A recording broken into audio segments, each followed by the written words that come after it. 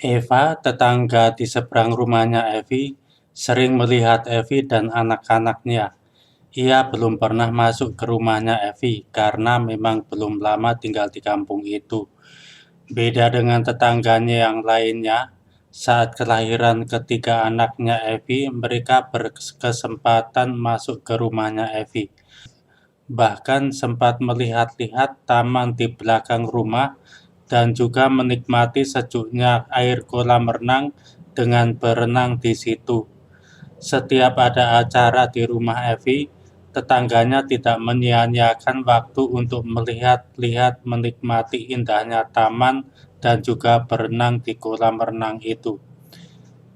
Sebagian besar di antara mereka tidak tahu apa pekerjaan Evi dan kegiatannya apa saja. Begitupun dengan Eva. Ia tahu setiap Evi pergi sendiri selalu mengendarai mobil yang berpintu dua, tetapi bila pergi dengan anak-anaknya atau menjemput anak-anaknya selalu dengan mobil berpintu empat.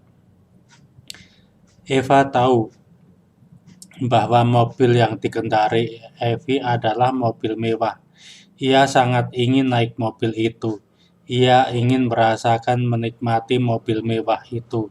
Maka dari itu, ia selalu menunggu Evi lewat di depan rumahnya.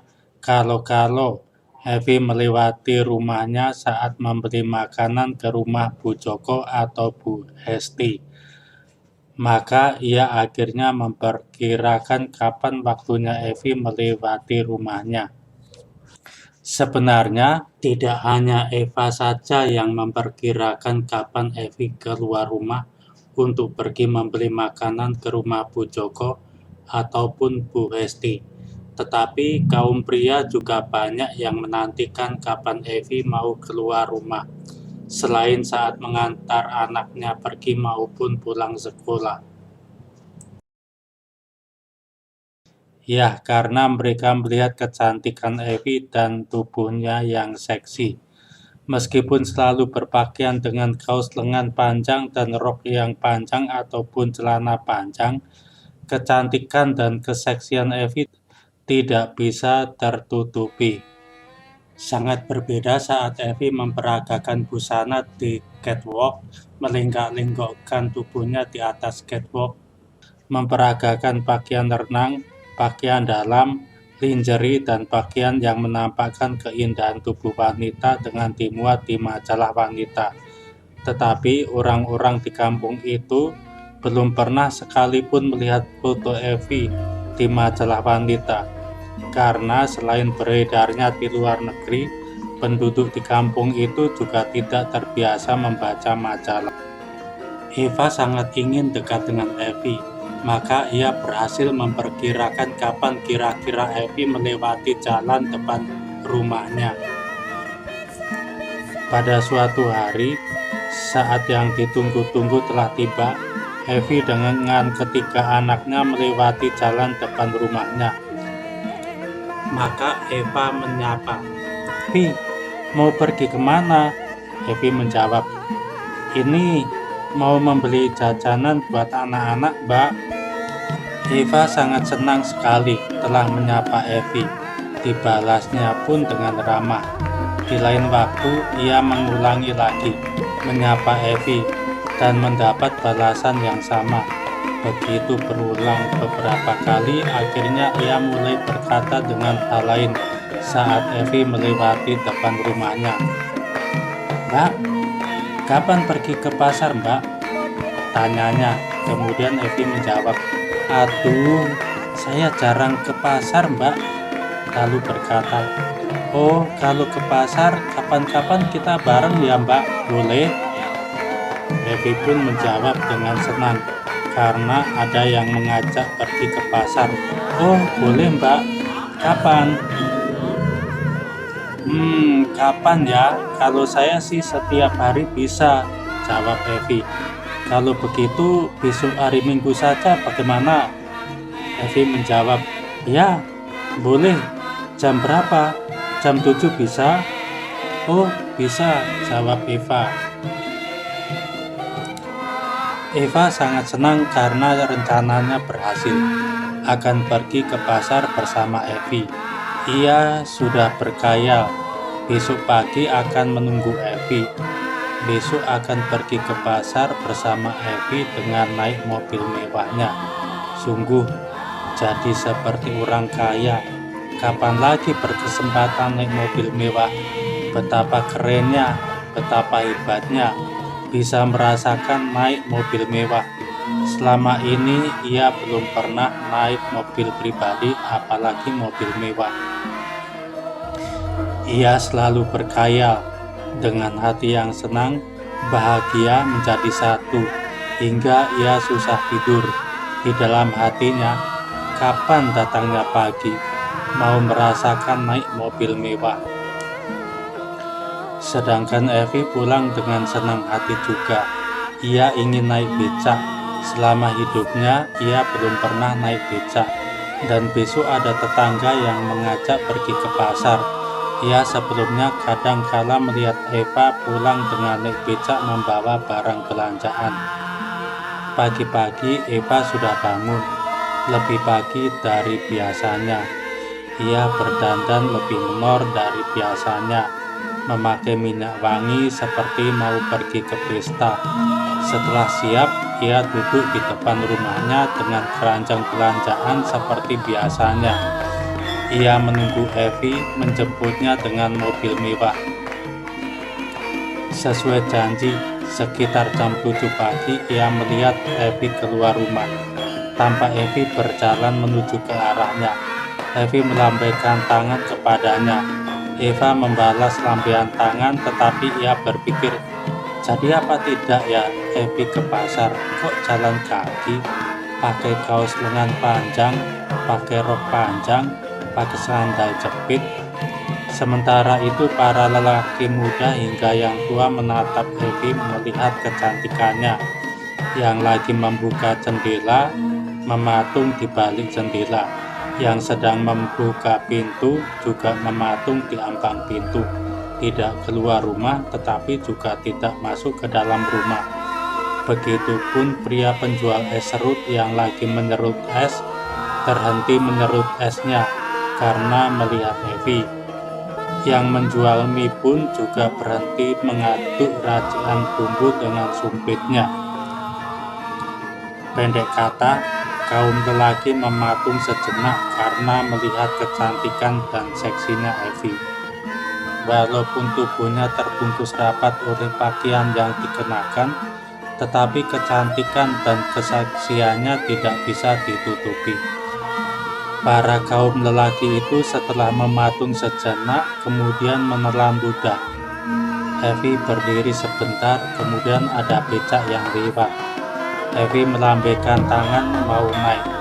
Eva dalam hatinya menggerutu, kok naik becak, tidak naik mobil?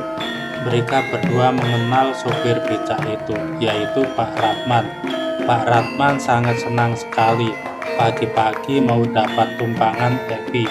Dengan kegirangan ia bertanya sambil menghentikan becaknya. Mau kemana Mbak Evi? Tanyanya. Evi pun menjawab, mau ke pasar mas. Berapa ongkosnya? Pak Ratman pun menjawab, ah itu sih gampang mbak, naik saja sama tetangga sendiri. Pak Ratman sangat senang. Ia mengangkat bagian belakang becaknya supaya bagian depannya lebih rendah. Evi naik diikuti Eva. Hati Pak Rahman sangat senang dapat tumpangan Evi. Saat ia bertanya mau kemana Mbak Evi, dongkrak antiknya jadi berdiri. Maka saat ia menaikkan bagian belakang becaknya agak merasa kesulitan karena dongkrak antiknya berdiri agak terjepit. Ia meringis. Kaum lelaki yang melihatnya tertawa. Maka saat ia mengayuh becaknya, ia menahan rasa tertekan dengan di antara pahanya yang bergerak karena gerakan paha dengan kain celananya. Gesekan itu malah membuatnya keenakan. Kadang ia mendesah, Di perjalanan orang-orang yang melihatnya merasa kasihan, mungkin kecapean supir becaknya. Sedangkan Eva menggerutu dan kesal mengapa naik becak, dan supirnya pun juga kecapean. Baru dinaiki 2 orang di dalamnya. Tetapi berbeda dengan Evi. Dia tahu Pak Rahman tidak kecapean, tetapi tahulah Pak Rahman berbahasa basi dan memancing-mancing Evi. "Mbak, selama ini tidak kesepian ya?" Evi menjawab, "Tidaklah mas, kan ada TV dan radio. Kalau sekiranya kurang rame, ya bercandalah sama anak-anak mas." Pak Ratman tersenyum kecut dan berkata, "Oh, maksud saya bukan kesepian yang seperti itu mbak, kesepian yang lain. Tahulah maksud saya mbak." Evi diam saja tidak menanggapi. Sedangkan Pak Ratman menjadi malu mengatakan hal demikian kepada Evi, tetapi sudah terlanjur. Sedangkan dungkrak antiknya masih tergesek-gesek membuat Pak Ratman tidak tahan merasakannya. Mau buru-buru sampai ke pasar dan menuju WC umum. Pasarnya sudah dekat, Pak Ratman bertanya, "Mau turun di mana, Mbak?" Evi menjawab, "Depan apotek ya, Mas." Pak Ratman pun menjawab, "Ya, Mbak."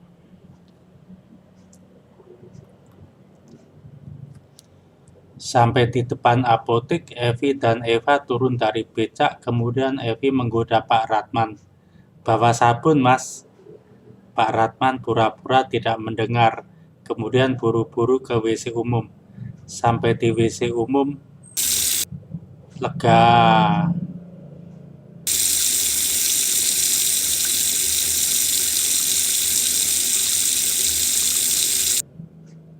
Pak Ratman kembali ke tempat becaknya. Pak Ratman menunggu Evi dan Eva keluar dari pasar. Ia cukup lama menunggu dengan sabar. Memang belum dibayar, karena saat naik tadi Evi bertanya berapa ongkosnya, tetapi jawabannya gampang. Pada akhirnya Eva dan Evi selesai belanja dan naik kembali becak Pak Ratman. Evi menggoda Pak Ratman lagi. "Habis berapa batang mas sabunnya?" Pak Ratman tidak menghiraukan ucapan Evi, tetapi dungkrak antiknya kembali berdiri lagi. Dengan gesekan antara paha dan celananya, Pak Ratman pun menahan-nahan keenakan. Ah, saat mengayuh becaknya. Selama di perjalanan pulang, di dalam hati Eva menggerutu. Naik becak, supirnya kecapean. Pelit sekali Evi itu. Kok tidak bawa mobilnya untuk belanja ke pasar?